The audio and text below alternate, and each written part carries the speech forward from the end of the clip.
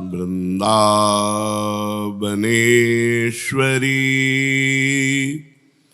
तवैव पदारविन्दं प्रेमामृतैकमकरन्द रसौघपूर्णम् हृद्यर्पितं मधुपते स्मरतापमुग्रं निर्वापयत् परम शीतलमाश्रयामि परम शीतलमाश्रयामि। प्रसंग चल रहा है मय्यासक्त मनाः पार्थ योगम युञ्जन मदाश्रयः असंशयम समग्रम माम यथाज्ञास्यसि तथा शृणु। हे अर्जुन, मुझमें आसक्त मन वाला, मय्यासक्त मनाः, जो नाम जप है, मंत्र जप है, जब इसको हम निरंतर करते हैं तो हमारी आसक्ति होने लगती प्रभु में। इसमें ये वर्णन किया गया, कोई भी नाम या कोई भी मंत्र सिद्ध तभी होगा जब वो गुरु से प्राप्त हुआ है, गुरुमुख से। मंत्रानुष्ठान या नामानुष्ठान सबसे पहला गुरु उपदेश के द्वारा होता है। सद्गुरु मिले बिना और उनके श्रीमुख से निकले बिना जो हम नाम जप करते हैं, ना प्रसीदति वै विद्या बिना सद उपदेशतः, बिना सदगुरु के उपदेश के कोई भी विद्या या कोई भी नाम सफल नहीं होता, सिद्ध नहीं होता। श्रुति भी आज्ञा करती है, तद विज्ञानार्थम सा गुरुमेवाभिगच्छेत समित पाणि श्रोत्रियम ब्रह्मनिष्ठम। श्रोत्री ब्रह्मनिष्ठ गुरु के पास कुछ समिधा लेकर जाए, उनकी शरण में हो और उनके श्रीमुख से उपदेश सुने, जो नाम मंत्र का उपदेश करें उसका अनुष्ठान करें।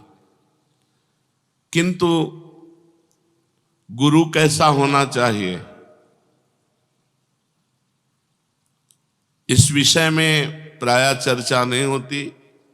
प्रायः गुरु महिमा की बात कह के शिष्य के ही लक्षण वर्णन किए जाते हैं, शिष्य ऐसा होना चाहिए, पर नहीं, यहां वर्णन करते हैं कि गुरु कैसा होना चाहिए।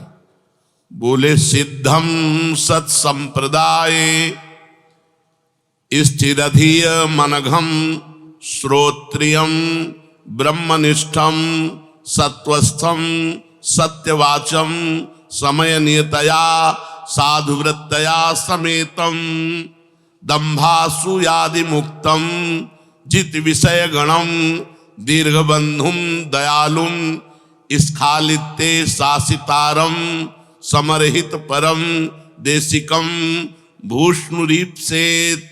कैसा गुरु होना चाहिए? बोले ऐसे गुरु की खोज करके ऐसे गुरु के मुख से नाम और मंत्र सुनना चाहिए। कैसे गुरुदेव हो?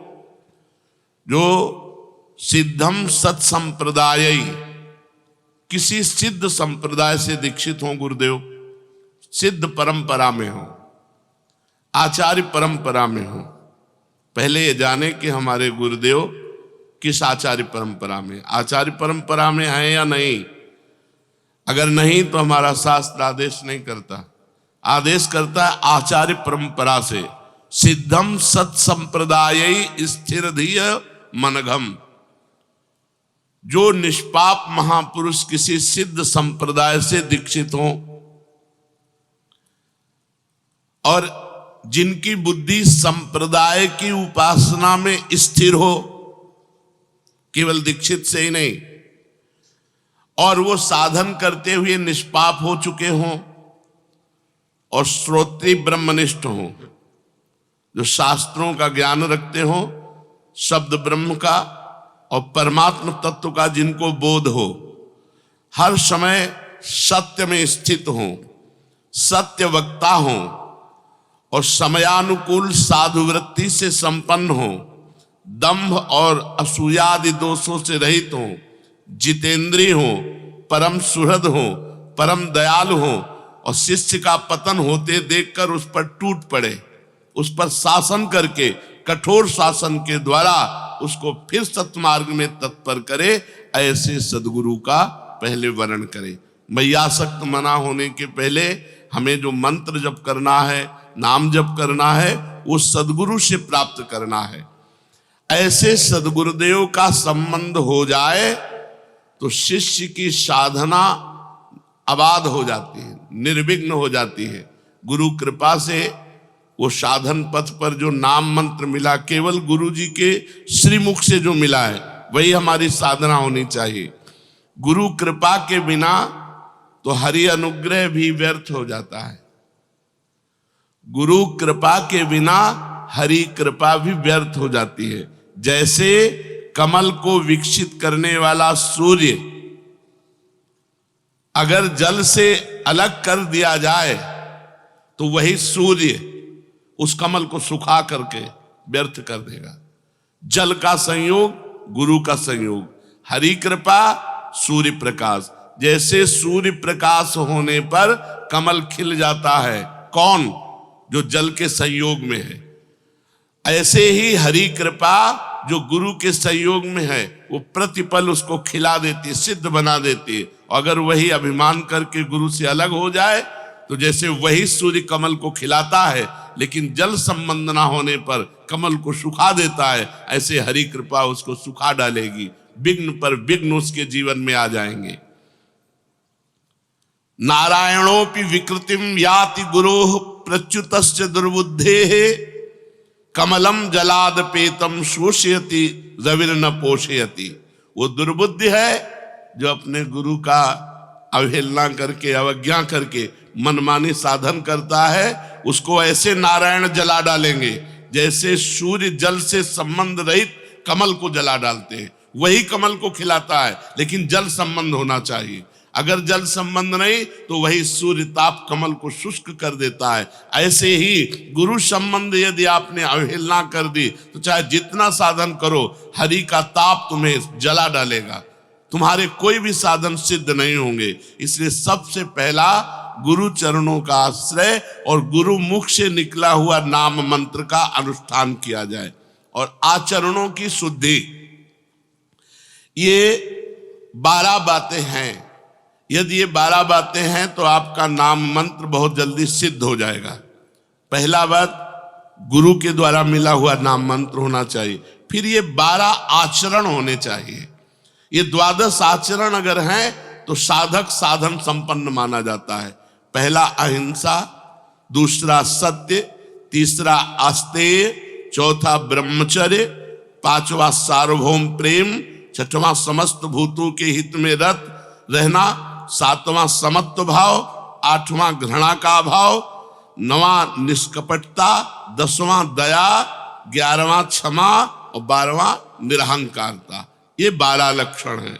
अब पहले लक्षण पर अहिंसा।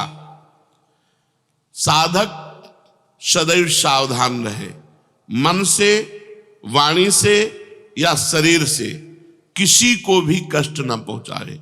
ना मन से किसी को कष्ट पहुंचाने की बात सोचनी है, ना वाणी ऐसी बोलनी है कि किसी को कष्ट पहुंचे, ना शरीर से कोई क्रिया ऐसी करनी है। हिंसा 3 प्रकार की होती है, कृत, कारित, अनुमोदित।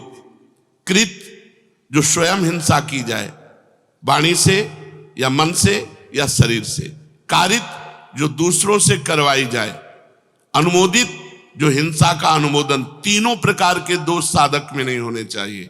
ना तो कृत हिंसा होनी चाहिए, ना कारित हिंसा होनी चाहिए कि हम दूसरे से करवा दिया, और ना अनुमोदन, कोई किसी को कष्ट दे रहा है तो अनुमोदन भी नहीं करना। इस प्रकार हमें अहिंसा पे स्थित रहना है, हिंसा का त्याग करना है। दूसरा सत्य, अंतःकरण में इंद्रियों में जैसा अनुभव किया वैसा प्रिय शब्दों में स्पष्ट बोल देना, उसे सत्य कहते हैं। प्रमाद के वश या लोभ के वश या क्रोध के वश या हास्य भाव में या भय आदि भाव में अंदर की बात का परिवर्तन करके नहीं बोलना। जो अंदर बात आ रही वही बोल दिया, उसे सत्य कहते हैं। अगर साधक में ये लक्षण है तो उसका भजन बहुत जल्दी परिपक्व होगा। तीसरा अस्तेय, जो अपने अधिकार में नहीं है में किसी प्रकार का हम अपना अधिकार ना करें। अपने हिस्से की वस्तु खाएं, दूसरे के हिस्से की वस्तु की तरफ हमारी दृष्टि ना जाए। दूसरे के अधिकार की वस्तु ना, अस्ते माने चोरी ना करना, दूसरे के अधिकार की अपने अधिकार में ना लाना, दूसरे के हिस्से को अपने हिस्से में ना लेना। बहुत सावधान रहे, अपने हिस्से की वस्तु का सेवन करे, अधिक नहीं। चोरी किसी की ना करे, जिस पर हमारा अधिकार नहीं उसको हम छुए भी नहीं। चौथा ब्रह्मचर्य, अगर भगवत प्राप्ति करनी है तो ये बहुत जोर का लक्षण है। अगर ब्रह्मचर्य नहीं धारण करोगे तो मन संकल्प विकल्प भोगों का बंद नहीं करेगा, मन संकल्प विकल्प नहीं बंद करेगा तो भजन होगा ही नहीं। वो भजन एक दिखावा होता है, सच्चा भजन होता है ब्रह्मचर्य में। गृहस्थ में भी रहते हुए जो कभी संतानोत्पत्ति के लिए अपनी पत्नी से सहवास करे वो ब्रह्मचारी ही माना जाता है। लेकिन जो पराई स्त्री की तरफ काम दृष्टि से देखना है ये बहुत हानिकारक है। आठों प्रकार के मैथुनों का त्यागी, पीछे वर्णन हुए 8 प्रकार के मैथुनों का। मन वाणी और शरीर से अपने को ब्रह्मचर्य रखना, शरीर का ब्रह्मचर्य, मन का ब्रह्मचर्य, वाणी का ब्रह्मचर्य, सब इंद्रियों का ब्रह्मचर्य। भगवत प्राप्ति ऐसे थोड़ी होती है। उपासक को बहुत सावधान रहना चाहिए। इतनी गंदगी मची हुई है समाज में, जो सत्संग नहीं सुनते, शास्त्र स्वाध्याय नहीं करते, पशुवत आचरणों में उतरे हुए। अपने यहाँ तो जब प्रश्न के बातें आती हैं तब समझ में आता है कि ऐसे भी लोग हैं। साधकों को चाहिए कि किंचन मात्र भी अपने में त्रुटि न रखे। ब्रह्मचर्य बहुत अत्यंत आवश्यक है। ब्रह्मचर्य के बिना साधना अधूरी मानी जाती है। आठों प्रकार के मैथुनों का त्याग, मन वाणी शरीर से पवित्र रखना। सार्वभौम प्रेम, जगत के संपूर्ण जीवों में मेरे भगवान विराजमान है, ऐसी भावना। ये बिना किए सिद्ध नहीं होगे। जो 5वां नंबर है वो सार्वभौम प्रेम। जो भी सामने आया हंस बोले बहुमान दे, बहुत प्यार भरी बात बोले ना बोले, उसमें मेरे भगवान है, ऐसा हमारा प्रेम भाव।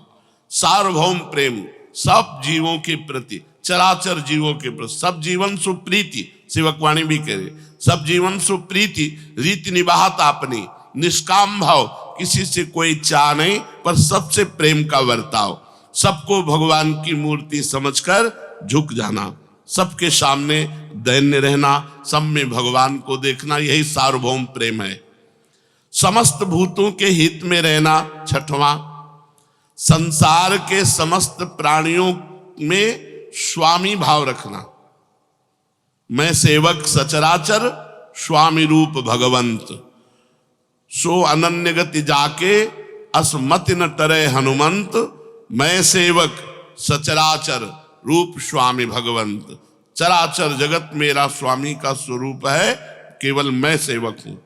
सेवक केवल हम, चराचर जगत मेरे स्वामी का रूप। ये समस्त भूतों के हित में रत रहना है। संसार के समस्त प्राणियों में सेवा भाव करने की भावना। पशु पक्षी जड़ चैतन्य सब हमारे स्वामी और हम सबके सेवक। सेवा भाव कहा गया है। हम सेवा तो नहीं कर पाएंगे सब चराचर जगत की, लेकिन चराचर जगत को स्वामी रूप से देखकर सेवा भावना हमारे हृदय में है। सब जगत हमारा स्वामी का रूप और मैं समस्त जगत का सेवक। ये वो बातें हैं जिनसे मैयासक्त मना होगे जिससे भगवत प्राप्ति हो जाएगी। अगर ये बातें नहीं है तो साधक खोखला है। खोखले में क्या है, ऊपर से दिखावा भगवत भक्त का और अंदर से सब ढोंग चलता रहता है। सातवां, समत्व भाव। समस्त जीवों में समान अधिकार परमात्मा का, सुख दुखों को दूसरों के अपने सुख दुख समझना। दूसरा कोई दुखी है उसे देखकर द्रवित हृदय हो जाना। सब में एक ही तत्व विराजमान, जो यहां वो यहां। तो जैसे हमारे हाथ में पीड़ा हो तो हमें दर्द होता है, ऐसे किसी की पीड़ा देखकर हमें दुख होना। सब में समत्व भाव रखना। आठवां, किसी के प्रति भी घृणा न होना। ईश्वर ही स्वयं सृष्टि के रूप में है, सभी जीव वही बना हुआ है, अतएव किसी भी जीव से घृणा नहीं होनी चाहिए। ऐसा दृढ़ निश्चय होना चाहिए। कोई घृणित रूप में कोई घृणा की, अगर हमारे अंदर घृणा आ रही तो हम साधक नहीं, उसमें भी मेरा प्रभु है। घृणा की किंचिन मात्र भावना ना होना।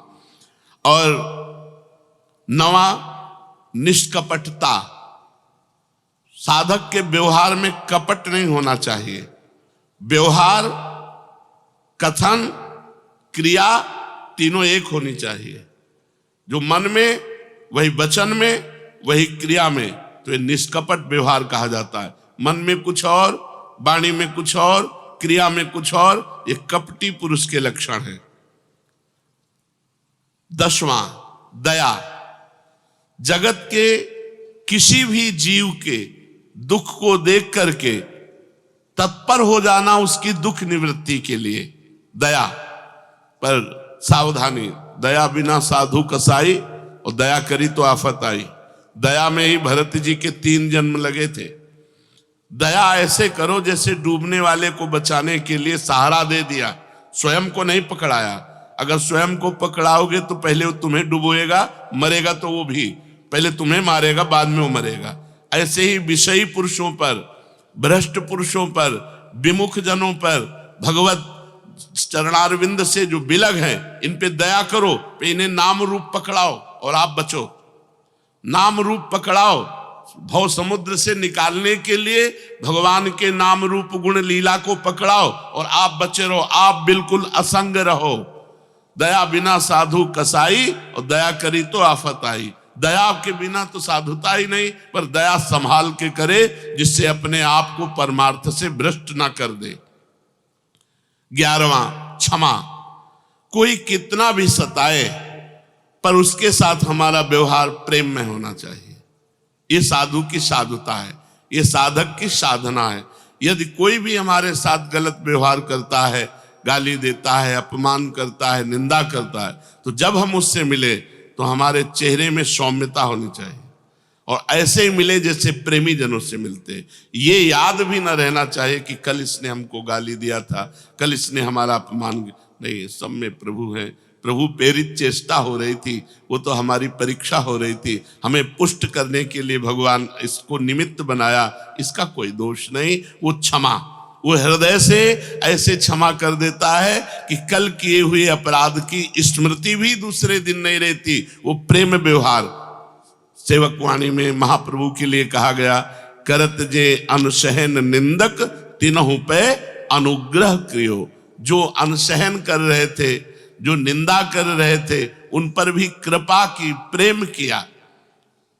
12वां, निरहंकारता।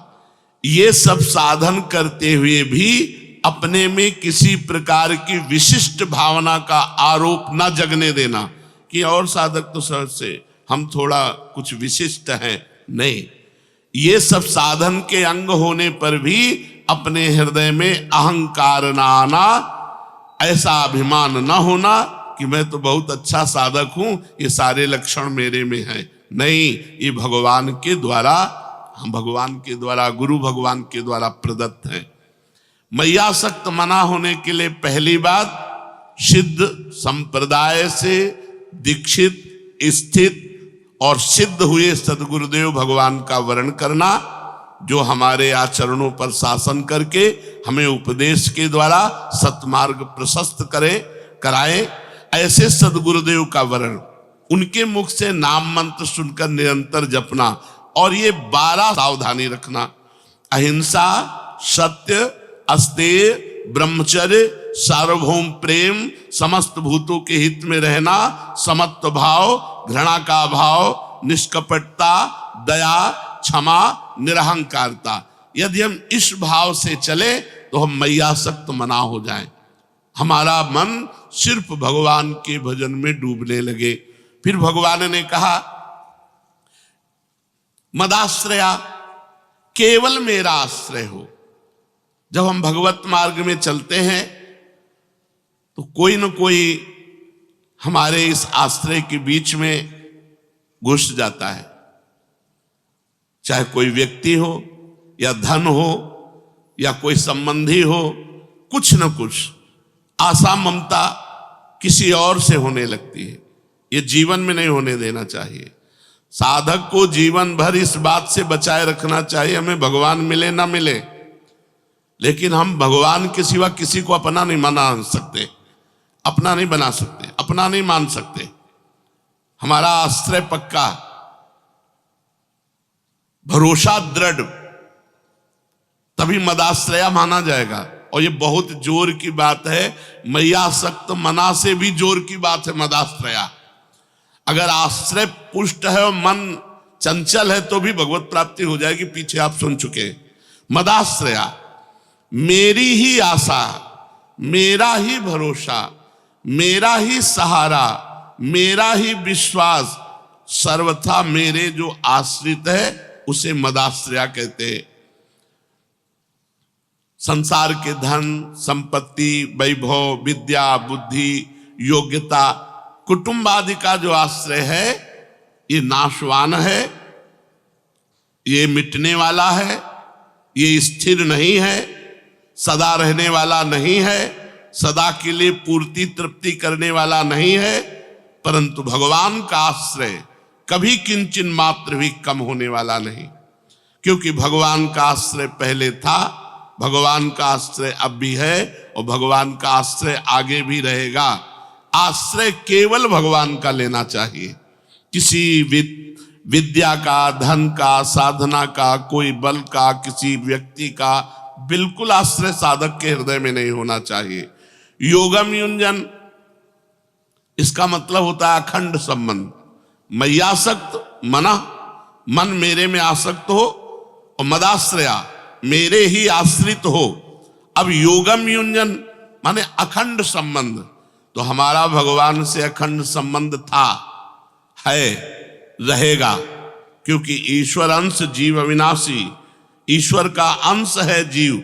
ममैवांशो जीव लोके जीव भूता सनातना, हम भगवान के अंश हैं तो हमारा सीधा संबंध है।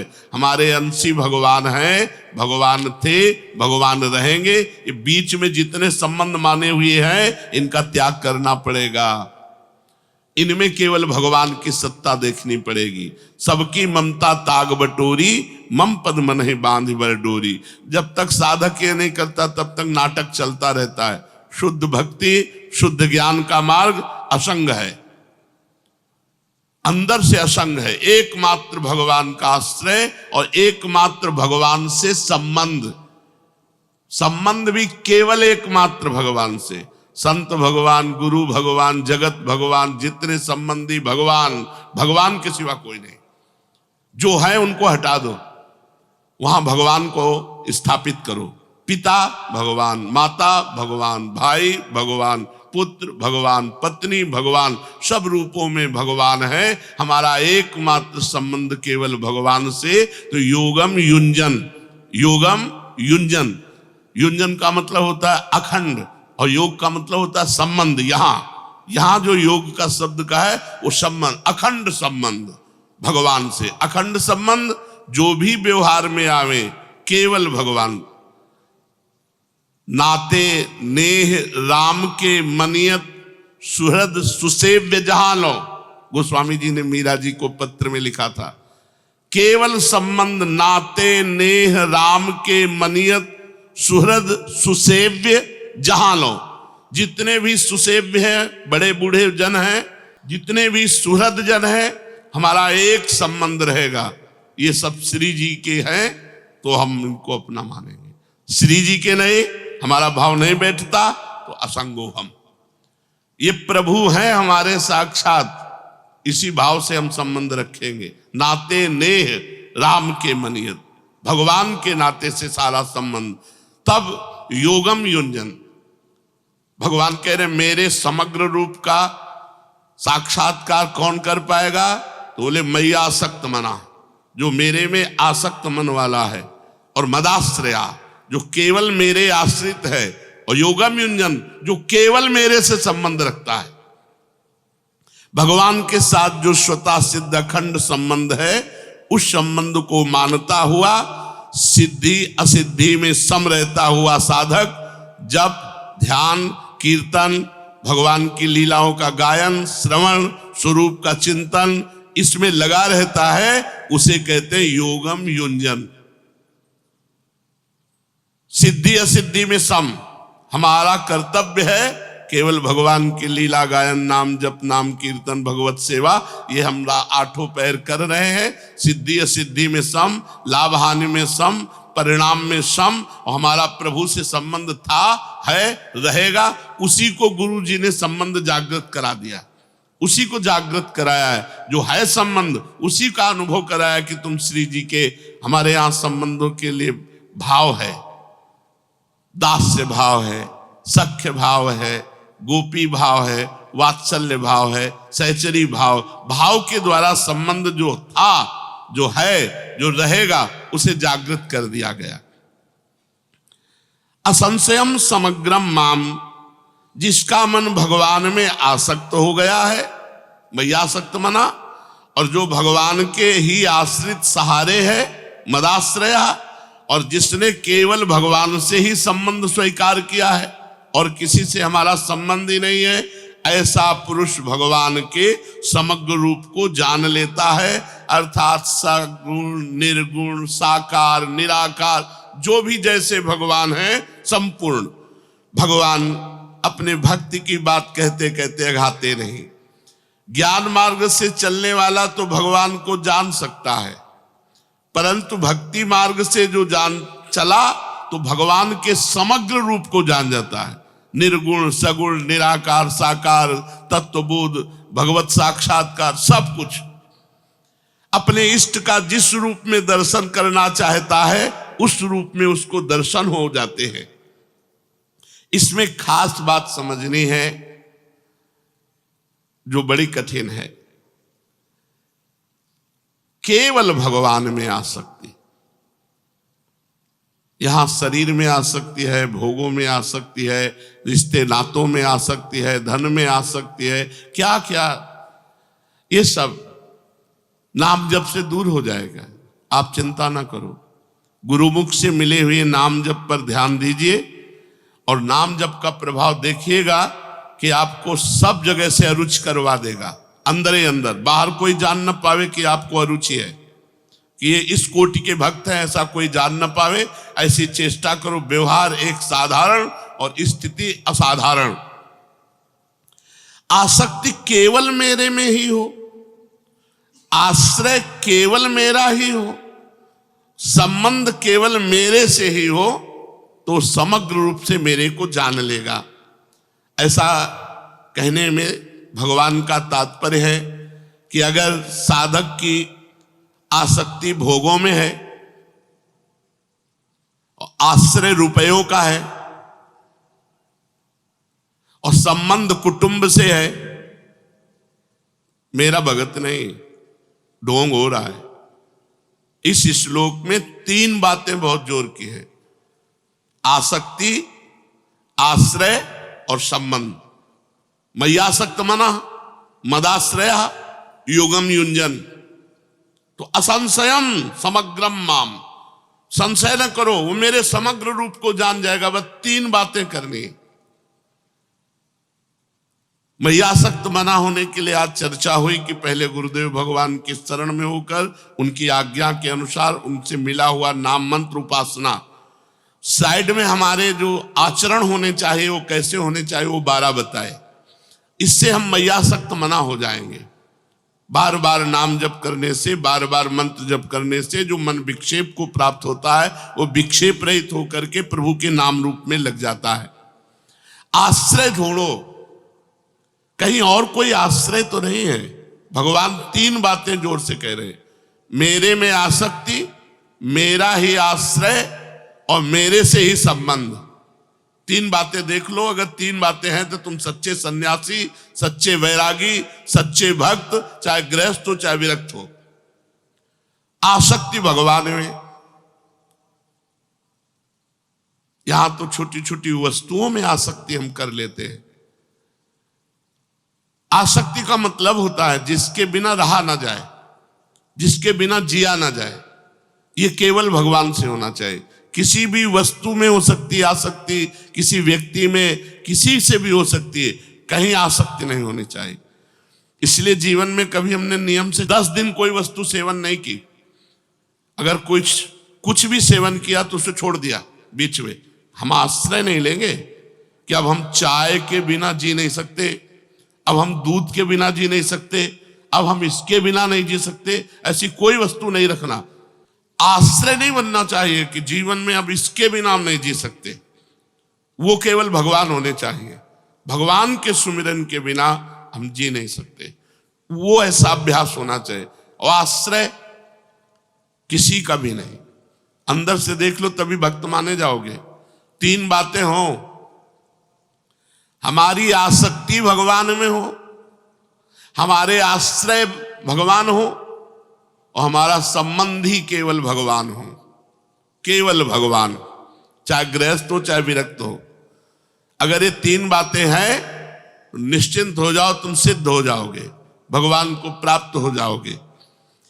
अगर आसक्ति भोगों में, आश्रय रुपये का, संबंध कुटुंब से, तो चाहे कर्म योग कर लो, चाहे ज्ञान योग कर लो, चाहे ध्यान योग कर लो, चाहे जिस योग का अभ्यास कर लो, भगवत प्राप्ति नहीं होगी। भगवान को नहीं प्राप्त कर पाओगे, भगवान को नहीं जान पाओगे।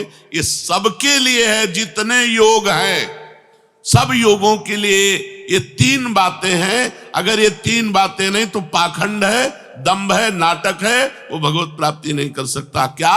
आसक्ति भगवान में, आश्रय भगवान का और संबंध भी केवल भगवान से। वो मेरे समग्र रूप को जाएगा, क्योंकि मेरे में ही प्रेम होगा और मेरा ही आश्रय है और मेरे से ही संबंध है। अब उसका काम बन गया।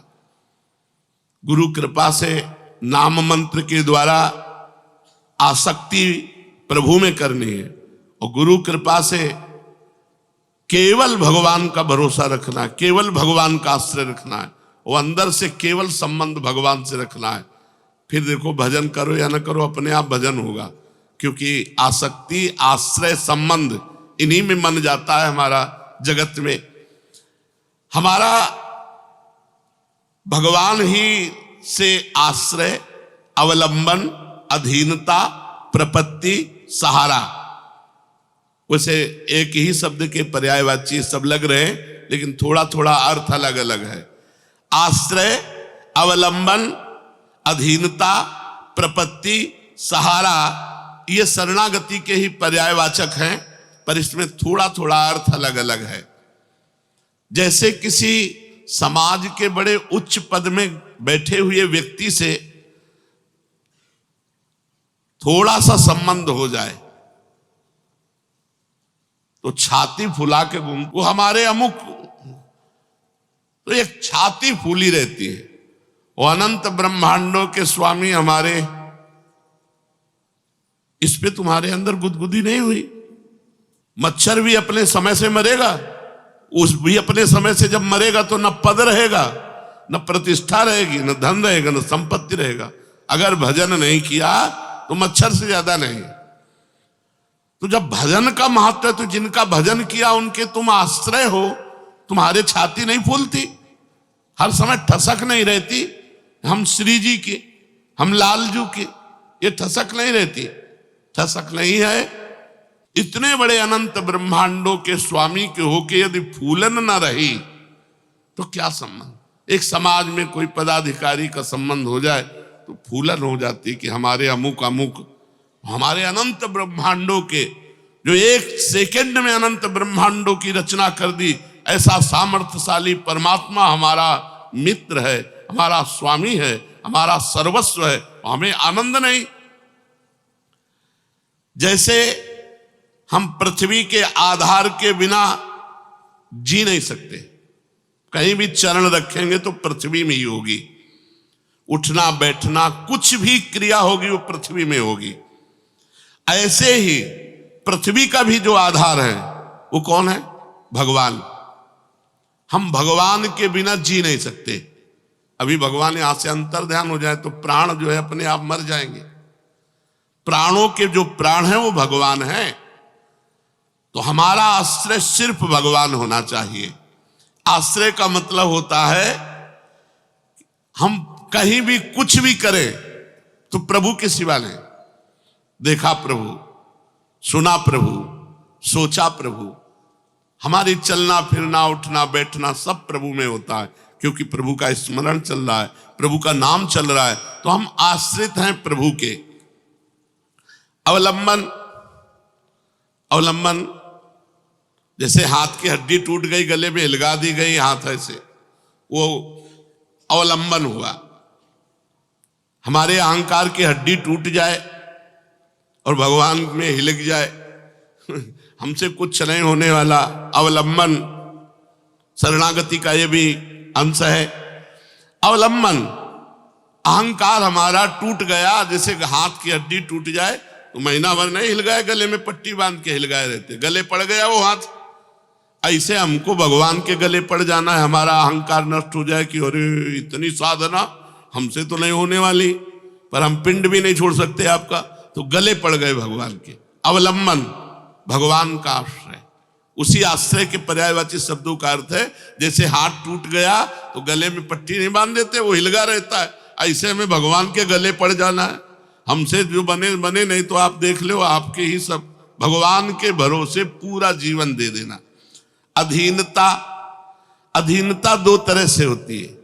एक तो हमें कोई जबरदस्ती अधीन कर ले, पकड़ ले, और एक अपनी तरफ से अधीनता होती है, हम उनकी प्रेम में अधीन हो जाते हैं। ऐसे ही अपना कुछ भी प्रयोजन न रखकर केवल भगवान को अनन्य भाव से अपना स्वीकार करके उनके दास बन जाना, जो कुछ भी वो सब भगवान से। अधीनता इसे कहते हैं, जैसे कोई जबरदस्ती दास बना ले, उसे वो तो अवसर मिलने पर भागेगा गुलामी से। हम जानबूझकर भगवान के दास बन रहे, उनकी सेवा में जा रहे। अब भगवान के सिवा हमारा कोई नहीं, बस भगवान की अधीनता। प्रपत्ति, जैसे कोई किसी समर्थ के चरणों में गिर जाए, वो उसकी रक्षा कर ले, ऐसे प्रपत्ति हम भगवान के चरणों में लंबे गिर गए, अब हमसे कुछ नहीं होने वाला, त्राहिमाम आप देख लो, इन सबको भगवत प्राप्ति होगी। तो ये शरणागति के सहारा, जैसे जल में डूब रहा हो और कोई उसे किसी लकड़ी का, रस्सी का, वस्त्र का सहारा दे दे, ऐसे ही मैं भव समुद्र में डूब रहा हूं, मुझे भगवान के नाम का सहारा गुरु जी ने दे दिया। अब डट के नाम जप करना है। तो सहारा, प्रपत्ति, अधीनता, अवलंबन, ये सब एक ही बात के नाम है, आश्रय के। हमारा आश्रय भगवान, हमारी आसक्ति भगवान से, और हमारा संबंध केवल भगवान से। तीन बातें सत्संग की पकड़ लो। हमारी आसक्ति कहीं ना होने पावे, होए तो रो के भगवान से कहो कि आसक्ति आप अपने चरणों में ले लो। हमारा संबंध किसी से न बनने पावे, संबंध केवल प्रभु से रहे, हमारे आश्रयदाता केवल प्रभु रहे, तो आनंद से पैर फैलाकर सो। संबंध, आश्रय और आसक्ति जहां होती वही चिंतन होता है, उसी की प्राप्ति होती, निश्चित उसको भगवत प्राप्ति होगी। शेष चर्चा आगे। श्री राधा वल्लभ।